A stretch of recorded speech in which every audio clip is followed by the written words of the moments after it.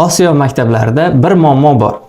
Bu ko'proq dars qo'yishga harakat qilish. Ya'ni 7 soat, 8 soat, 9 soatlab dars, 5 minutgina tanaffus. Lekin bu darslar qo'yilayotgan paytda, bu tanaffuslar qo'yilayotgan paytda bolani miyasini ishlash tizimi o'rganib chiqilmaydi.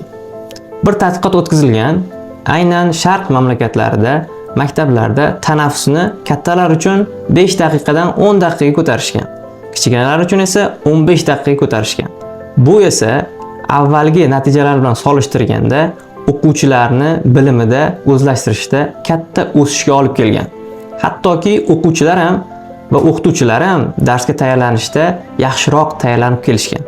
Aynan mana shunaqa tanaffuslar Finlandiya ta'limiga o'xshab bolani fanga qiziqishiga sabab bo'lgan. Shunchaki tanaffusni ko'paytirish orqali biz farzandlarimizni darsga ko'proq qiziqishga va yaxshiroq tayyorlanishga olib kelishimiz mumkin.